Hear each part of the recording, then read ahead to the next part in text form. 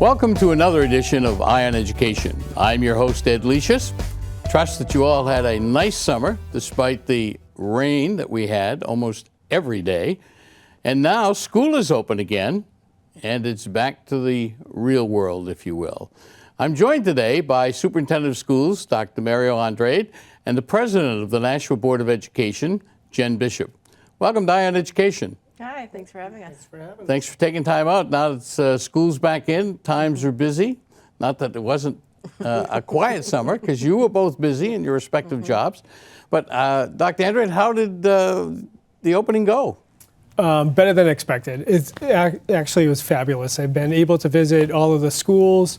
I have to commend our administrators, our teachers, our secretaries, our custodians, just the energy in the buildings. It's just nice to be revitalized again. So we had really a smooth opening. The students are happy, they're engaged, they're building relationships already with their teachers.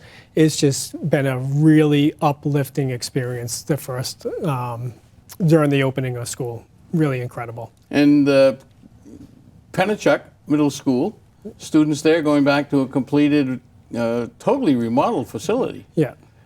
Again, the energy in that building is just unreal. So the new spaces, the media center, the new classrooms, just to light the environment, again, just permeates into the classrooms. And so the structure of the building is actually influencing the students and teachers' attitudes, and really been really uplifting, rejoiceful, and people feel good about the buildings. And again, I have to commend our construction partners for doing everything over the last 2 years in that building.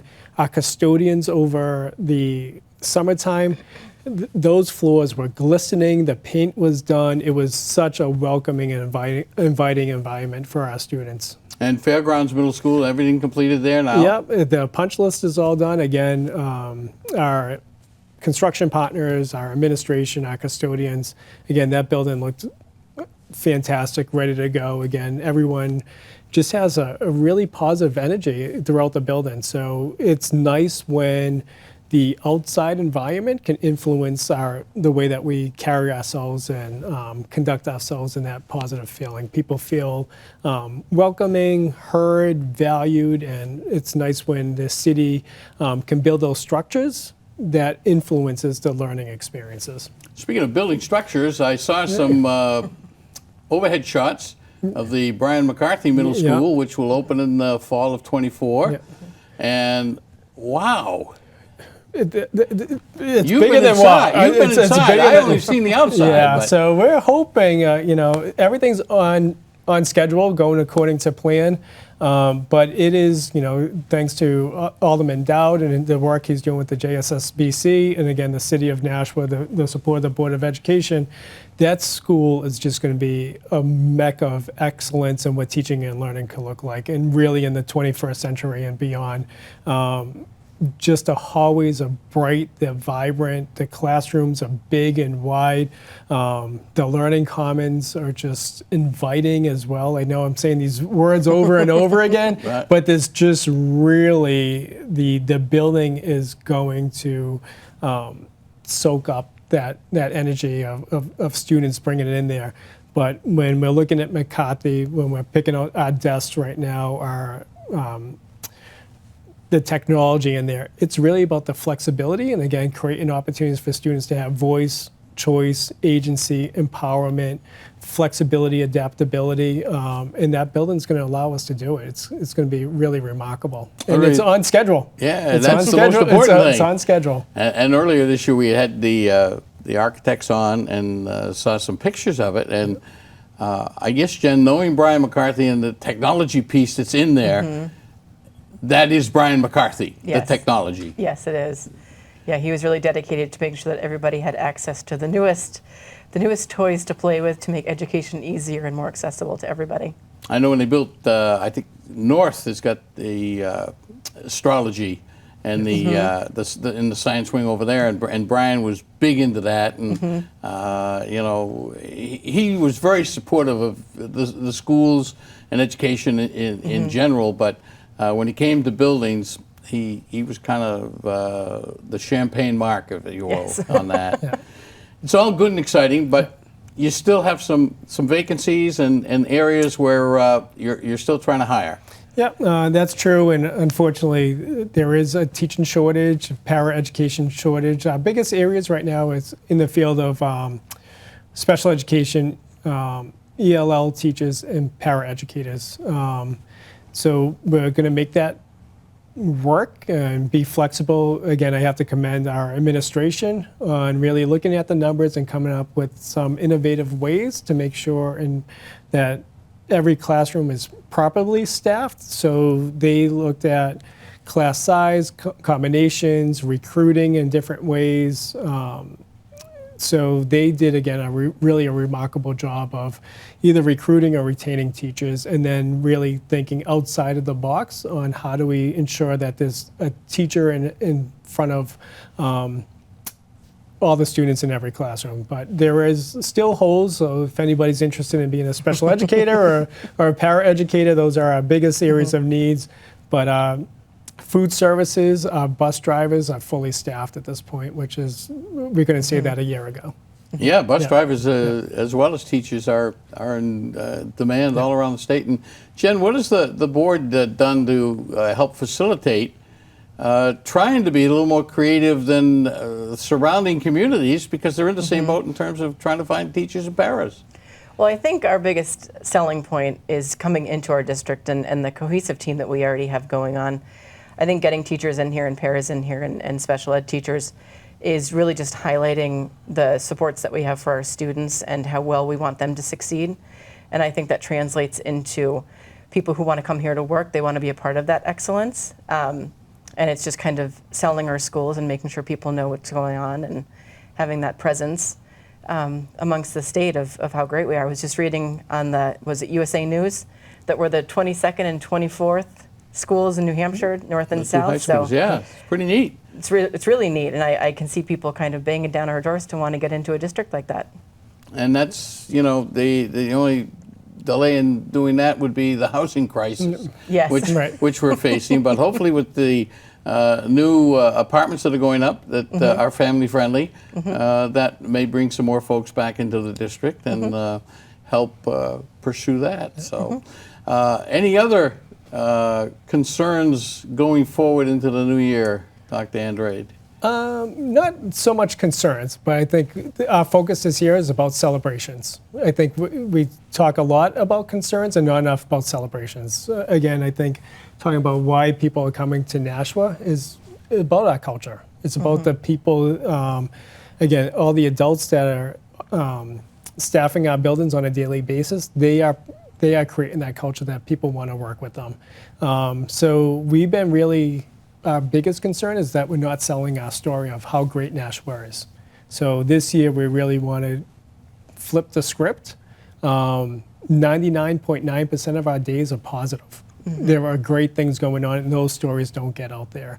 And again, how wonderful our teachers are, our para-education teachers, our secretaries, our custodians, food service, our administrators are just incredible people. So that's where we need to go. And are we supporting them enough, both there to meet their SEL needs, that we're not burning them out, we're not overbearing, burdening them. So I think that's when I think of a concern, is all the people who want to be part of this great community, that there's not too much pressure on them. And how do we alleviate, how do we think again on how do we support them?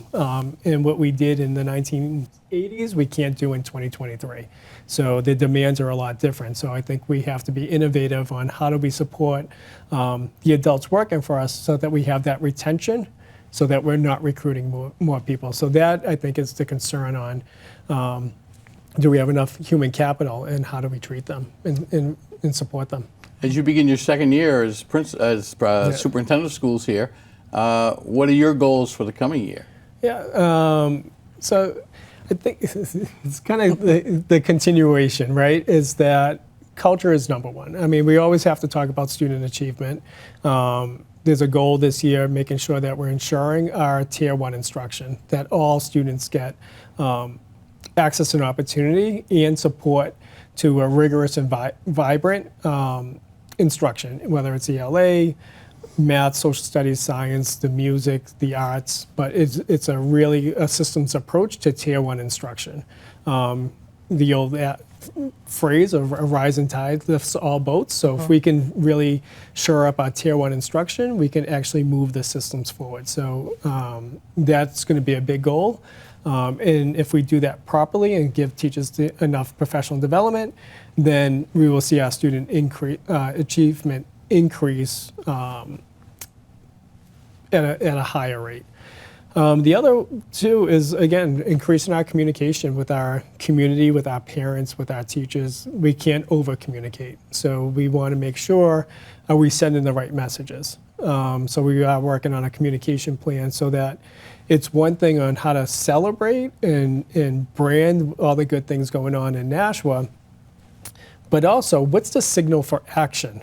I learned over the last year that we thought we were communicating, whether it was redistricting, whether it was about a budget, and we weren't hearing from people. But were we doing enough to signal someone for action? So I think we're looking at a communication plan that way, so it's more two-way communication. It's just not we're putting stuff out there and then just waiting for answers. So what does two-way communication look like? And then the other one, when we talked about a concern, is really making sure there's high-quality professional development and supports in place for the adults that are working with our students.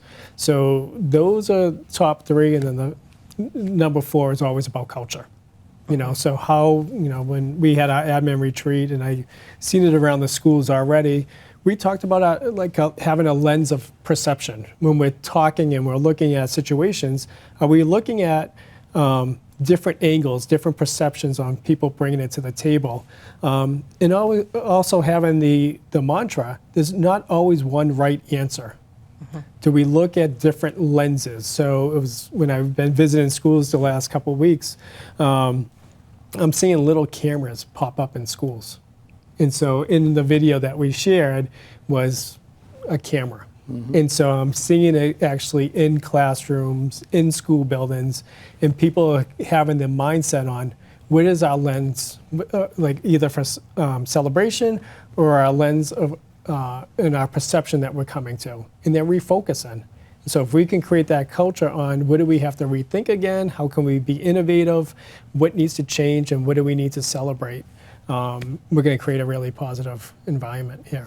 Jen, I imagine that stability in the superintendent of schools position in Nashua has got to go a long way towards ensuring the things that Dr. Andrade just talked about, those goals, but the fact that there is stability there and the revolving door appears to have closed. How important and meaningful is that and to our viewers? I think having strong leadership is key to our district. I think morale comes from the top and goes down. And having somebody who's consistently there shows they want to be there, they want to be here, they're dedicated, and that their goals are going to follow through. I think we've had a lot of good superintendents over the last couple of years who've had great goals, but we haven't been able to follow up on them because the longevity isn't there. So I'm really looking forward to seeing what Dr. Andrade would like to do and push it out the next couple of years and really seeing it come to fruition, because we've had a lot of goals in the past and we didn't really get there because COVID and whatever else happened. And I think the days of the late Ed Keefe and the late Berard Massey that were here, Keefe was actually from Nashua and came up through the ranks, and Berard came here, and then Joe Giuliano was probably the next longest serving superintendent, and since then it's been kind of a short term, as you say, and I think those days, though, the long term are gone. I think for every field. For every field, you're right. The people don't get the gold watches anymore. People are coming and going. I think career development is really important these days, and I think we have to remember that when we're hiring leadership, is that if we want people to stay, then we have to treat them well and we have to pay them accordingly. And, we have to make people want to stay here through professional development, morale, culture, all of that stuff. And it's not just, I don't think it's just an education piece. I think it's everywhere. Well, part of that, too, is the Board of Education seems to have stabilized versus what we had seen in the most recent past years. give yourself credit. Part of that has to be due to your leadership. Thank you. And what do you feel that as president this past year you've been able to bring to the board or get the board to come together on? So one of my main goals is always just collaboration. I don't think, your piece of fabric isn't that strong if you have holes in it. So it's shoring up those holes. It's making sure everybody feels like they matter. We can disagree on things, that's perfectly fine. But there's a way of connecting with other people, even if they have different ideas than you. But I think what we've done in the last couple of years is we've really just understood that everybody's coming from a place of wanting to do better by the students and to make sure that our teachers have a good day and that we're fully staffed. But we're coming at it from different points of view, and all you have to do is respect those points of view. And when you give people a safe and honest place to be able to express those feelings, we can actually move forward. I think we're done, hopefully done the days of arguing in board meetings and trying to see whose voice is the loudest. It's giving everybody that platform to speak and the respect that everybody deserves when they're speaking. And I think that's really helped our board get back on track. And I think giving people appropriate leadership opportunities within the board. I mean, all I do is start and stop the meetings. Everybody else does the hard work. The ones who run the committee meetings, they're the ones who are really doing a lot of the heavy lifting. And I think celebrating them and honoring them has been a great way of getting our board back on track. And I think the fact that you can now get back together and meet in person Yes. makes things a little easier.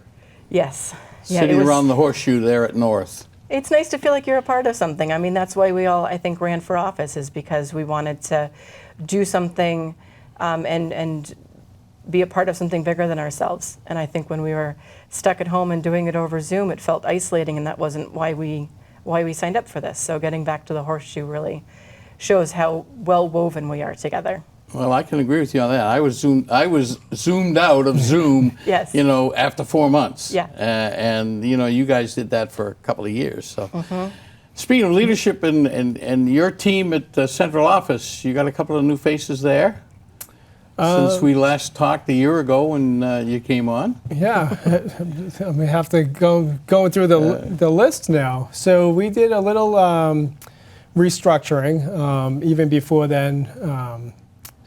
When this year, around this time this year, I think Mr. Posca, Matt Posca, was just named as the assistant superintendent for secondary schools.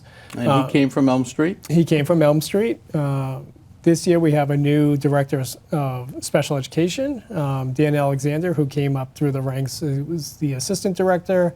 We have a new interim director of human resource, Mike Baus. He was HR manager at the time. We have a new grant manager as well. So we had a little turnover in central office, but we also have a number of new building principals. So we have a new building principal at Mount Pleasant, Maine Dunstable, Dr. Crisp, in Elm Street. So we have 4 new building principals there. And then we have 6 new assistant principals across the district. So there has been a turnover there.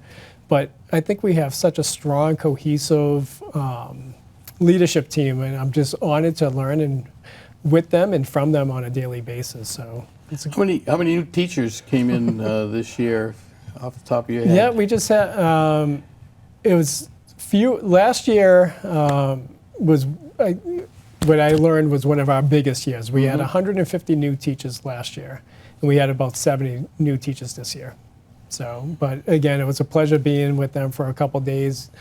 We do 3 days of a new teacher orientation with a lot of learning going on. We have some internal coaches that work with them and some external facilitators just to, again, shape expectations, go over what does teaching and learning look like in Nashua. But 70 new teachers that I've already seen them in the classroom. We're just already doing a wonderful job. They've all hit the ground running. They all hit the ground running. I'm so happy to have them part of the team. Now, you mentioned earlier in the interview here that all the bus driver positions have been filled. Usually that's after the first day or two. That seems to be an issue till people get familiar with the routes. And I think, Jen, you mentioned before we came on that, if the driver is told they stop at X, they're not going to stop at Y. Right. They're going to X. And any real first day complaints or jitters with the busing? No unintended, right, or unexpected things that happen. Right. So we're usually, we're happy when we're about like 98% of the buses are running as scheduled, and then it's really about the customer service, talking to families one-on-one. Do we have to move a stop? Is it safe? Are they on the right bus? So we have a new director of actually transportation. Yeah, that's right. So he trial by fire, and so he did a nice job of organizing. We still had some glitches from the cyber attack in the spring with our software. Talking to another one, so he had to do a lot of manual scheduling and did a nice job. So it was a little later. That was one of those things again about communication. But the first couple days, buses are rolling as expected, and again, I think we have a little glitches in where we're in the customer service mode. And that's going to be, for the first. And your numbers are going to fluctuate too. That's exactly right. There are still some people on vacation who didn't come back for those first couple of days because those are like get your feet wet break-in days.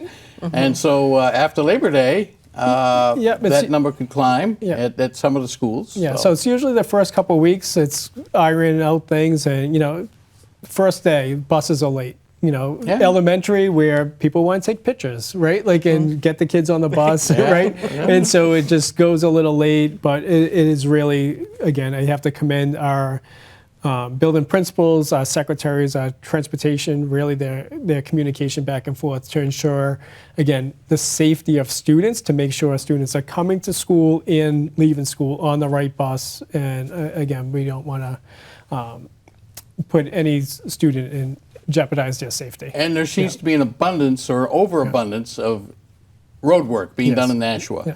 So add these yellow school buses to the traffic mix, which in some times, morning, afternoon, are horrible. Yeah. There's going to be an adjustment period, and people are pretty reasonable, I think, as long as they get an answer. Yes. And speaking of adjusting, one of the things that is on the plate going forward is redistricting. Where are we with respect to the middle schools first? So the middle schools are done. We're just doing kind of some ironing out of maybe odd streets here and there, but we're pretty much done with the middle school. And then we've got to start working on the elementary one. In a sense of transparency, folks, Jen and I were both on the middle school redistricting team, and it was an experience. Having been a parent that went through it a long time ago when my kids were in elementary school, but it was a good experience. Yep. And similarly, when you take a larger number in the elementary schools, that's going to be more discussion, greater concerns because you're dealing with more people, more schools. That's been pushed out. What happens next with the elementary redistricting? So I think it's, again, listening to the community and lessons learned, right? And so it turned into, kind of moving forward around the communication. It's larger than one school. So when we look at the elementary, right? And so really we'll be starting probably at the end of this year, our strategic plan. So I think the elementary redistricting conversation is, what do our schools look like in 2028? And beyond. And so really when we have this conversation on what does the elementary lines look like, we have to bring in more information, more voices, and then do we have the right ad hoc committee to make those determinations? So as it came out, Nashua's student population is declining. What's our revenue sources? What does teaching and learning look like in the classrooms?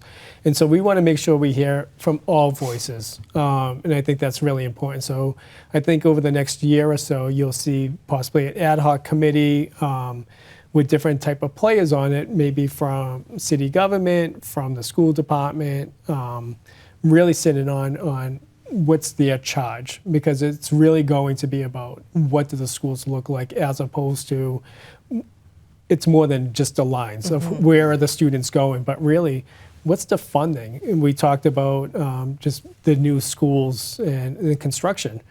So what's the revenue sources, and what is the community willing to invest in the upkeep of buildings for the next 50 years? And so I think those are the larger conversations on what do our schools look like, as opposed to what student and what neighborhoods, is Right. going to what school, and what schools are we keeping open. So we're really looking at a broader conversation on that redistricting lines. And that'll be our next steps, and that's going to be a lot of work. And I think, Jen, it's right. You have to look beyond today, and even 5, 10 years. You got to look way down that road because it's reality. Yeah. We're just looking for that crystal ball. And the board has been actively involved as well Yes. Yep. in participating not only in the committees but in the discussions and going forward. We'll see what happens. Yeah. So, and again, back to the middle school lines, I think things look really good. It's, I think it's logical. The schools are well balanced between free and reduced lunch numbers and pretty much the general population.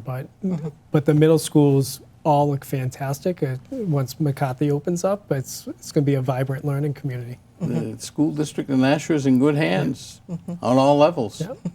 Well, I'd like to thank both of you for joining us here today You're welcome. on iYe Education, and I hope it's a great year for both of you.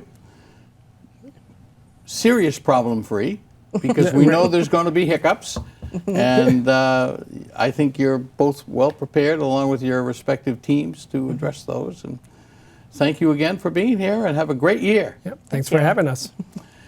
We've had the President of the Nashua Board of Education, Jen Bishop, and Superintendent of Schools, Dr. Mario Andrade, here with us today. And as we close, we're going to put up a picture that reminds you, when the red lights are flashing and the stop sign is out on a school bus, stop, do not pass. Thanks for watching this edition of iYe Education. I'm Ed Leishus. We'll see you next time.